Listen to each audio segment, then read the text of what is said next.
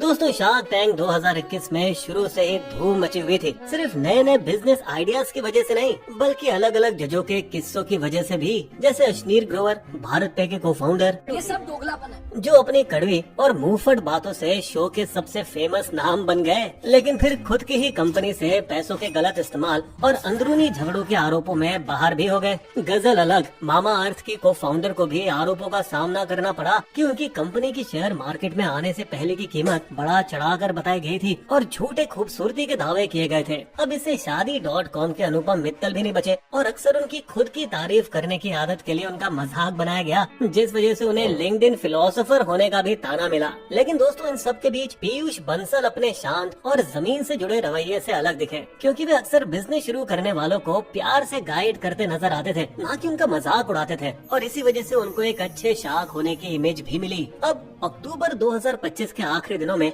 Lenskart की 70,000 करोड़ के IPO की शेयर मार्केट में एंट्री हुई, तो वही लोग जो उन्हें सबसे जमीनी शार्क मानते थे, सवाल करने लगे कि क्या वे भी दूसरों की तरह शेयर मार्केट में आने से पहले अपनी इमेज सुधारने का कोई खेल खेल रहे हैं। स्टोरी बड़ी इंटरेस्टिंग है, आइए समझते हैं। दोस्तों, 40 वर्षीय पीयूष बंसल ने अपने 3 को फाउंडर नेहा बंसल, अमित चौधरी और सुमित कपाही के साथ 2008 में लेंसकार्ट की शुरुआत की थी। शुरू में तो ये कॉन्टेक्ट लेंस का एक बिजनेस था, जिसने बाद में सस्ते और अच्छी क्वालिटी के चश्मे बनाना शुरू किया। फिर क्वालिटी और मुनाफे पर और कंट्रोल रखने के लिए उन्होंने सब कुछ जीरो से स्टार्ट किया। फैक्ट्रियाँ, एप्स, डिलीवरी सिस्टम, यहाँ तक कि होम आई टेस्ट भी। और देखते ही देखते लेंसकार्ट मार्केट का राजा बन गया। भारत में 2100 से ज्यादा स्टोर्स और दुनिया भर में उनके 2800 स्टोर खुल गए। बता दें, भिवाड़ी और गुड़गांव में इनकी 2 बड़ी फैक्ट्रियां अपने सभी चश्मों का 70% खुद बनाती है, ऑटोमेशन का यूज करके। इनके उलट इनके मुख्य कॉम्पिटिटर्स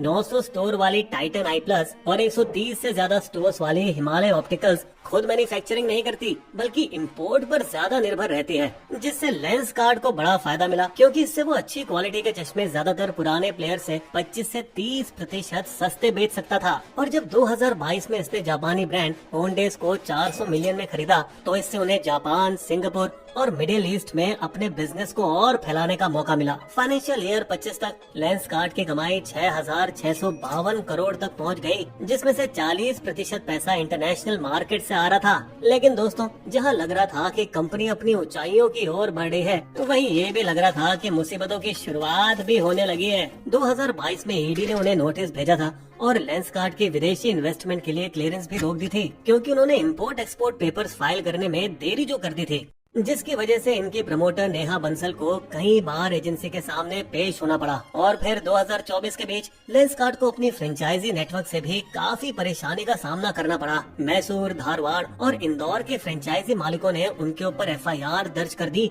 जिनमें अकाउंटिंग फ्रॉड, कमीशन की गड़बड़ी और बिलिंग सॉफ्टवेयर के गलत इस्तेमाल के आरोप थे उन पे। चीजें और बदतर होती गयी जब इकोनॉमिक ऑफेंसिव विंग भी कूद पड़ी और कथित तौर पर कमीशन रोकने और डेटा में गड़बड़ी की अलग जाँच शुरू हो गयी। मगर दोस्तों, लेंसकार्ट ने इन सभी आरोपों को रिजेक्ट करते हुए इसे कॉन्ट्रैक्ट का झगड़ा बताया और बाद में जनवरी 2025 में कर्नाटक हाई कोर्ट से सभी स्टे पर उन्होंने रोक भी हासिल कर ली। अब लीगल मामला तो ठंडा पड़ गया था, लेकिन एक और चैलेंज पहले से ही उनका वेट कर रहा था, मगर वो फ्रेंचाइजी या रेगुलेटर से नहीं, बल्कि पब्लिक मार्केट से था। तो जब लोगों को उनके आईपीओ की डिटेल्स और कंपनी के नंबर्स के बारे में पता चला, तो उन्हें तो मानो चक्कर ही आ गए। मिसाल के तौर पर लेंसकार्ट का लास्ट रिपोर्ट किया गया प्रॉफिट 297 करोड़ था, लेकिन इसके अंदर दबी हुई थी करीब 356 करोड़ की दूसरी कमाई। जैसे जब ओनडेस इन्वेस्टमेंट को रीवैल्यू किया गया, तो उसमें 167 करोड़ का वन टाइम गेन मिला था। इसे आप सरल भाषा में ऐसे समझिए कि एक अकाउंटिंग एडजस्टमेंट था। साथ ही म्यूचुअल फंड रिडेम्पशन में 72.6 करोड़ का प्रॉफिट मिला,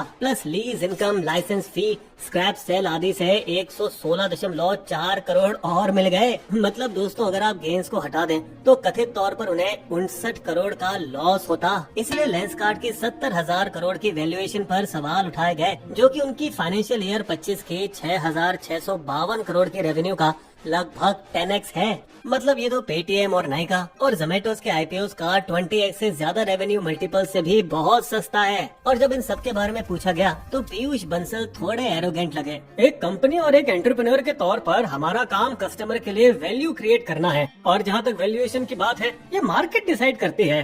नहीं दोस्तों, ये पूरी तरह से सच नहीं है, क्योंकि कंपनियां मर्चेंट बैंकर से कहती हैं कि वो बेस्ट वैल्यूएशन लाए जो पॉसिबल हो। दोस्तों, वैल्यूएशन को आप ऐसे समझिए कि ये बस एक प्राइस टैग है जो कि पोटेंशियल पर बेस्ड होता है, मतलब कंपनी फ्यूचर में कितना कमा सकती है ऐसा। अब दोस्तों बता दें, आईपीओ से 4 महीने पहले बंसल जी ने खुद चुपचाप अपनी ही कंपनी के शेयर्स को कम दामों पर खरीदा था। उन्होंने 52 प्रति शेयर पर 4.26 करोड़ शेयर खरीदे थे 222 करोड़ के हिसाब से, और अब वही शेयर वो पब्लिक को 382 से 402 में बेच रहे हैं, जिससे उन्हें सिर्फ 90 दिनों में 1495 करोड़ का जबरदस्त मुनाफा हुआ। बता दें, इनके 7278 करोड़ के आईपीओ का 70% पैसा कंपनी में नहीं बल्कि पिछले निवेशकों की जेबों में जाएगा। लेकिन सपने बिकते हैं दोस्तों, क्योंकि आईपीओ के आखिरी दिन तक वे 28.26 गुना ओवर सब्सक्राइब्ड हो गए। मतलब इन्वेस्टर्स ने ऑफर पर मौजूदा 9.97 करोड़ शेयर से कहीं ज्यादा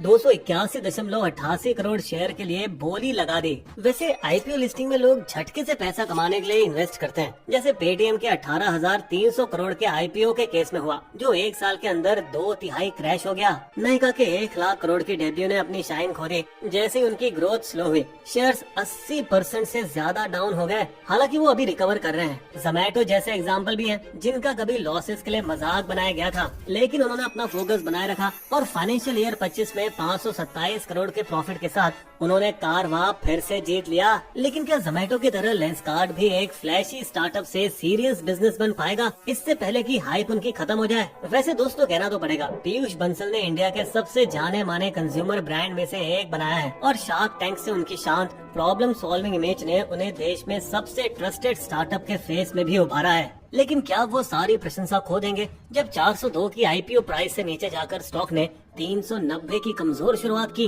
जो कि 3% का घाटा है? और क्या लेंसकार्ट को कल का टाइटन माना जाएगा या बस एक और हाइप शार्क टैंक की स्टोरी? आपको क्या लगता है दोस्तों? कमेंट करके जरूर बताइएगा। बिस्बो की शायरी।